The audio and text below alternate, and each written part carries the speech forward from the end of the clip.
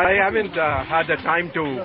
It has come down to 4.1 from right, 6.8% last. Well, I think the January number has also been revised downwards because of the fact that the sugar production numbers were put at a much higher level. So actually now the growth rate of IIP in January is only 1.1%. But the growth rate in February as compared to that is higher.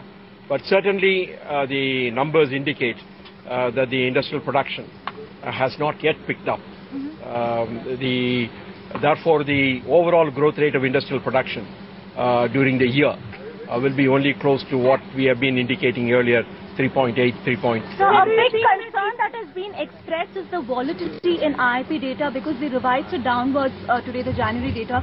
A lot of people are expressing concern on the volatility. So what is the government doing to address Well, I think the government is setting up now a committee to examine the index of industrial production.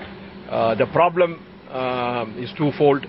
One, the data relating to the index of industrial production come from several sources, and then they are put together by the ministry and released. Therefore, we really need to tighten the various sources from which the data are collected. Sure. Sir, also ahead of the credit policy, do you feel cut for the rate now given this is the situation?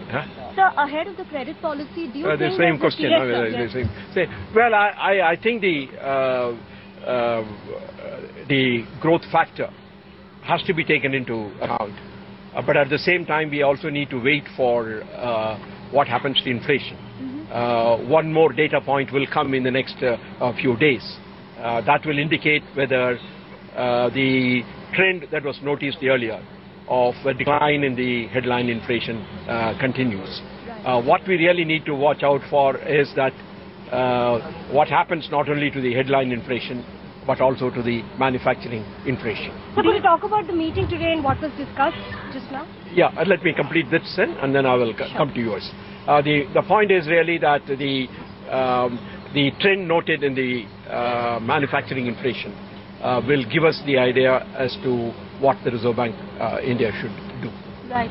So also, with the recent budget and the increase in service tax, do you think this will stoke personal inflation all the more and therefore a cut in I think when we really look at the impact of any tax, we have to look at both sides. Yes, the immediate impact of any increase in the price in the duty on goods or services will be to push up the prices. But at the same time, if that is not done, the fiscal deficit will go up, and the impact of that fiscal deficit on prices also must have to be noted.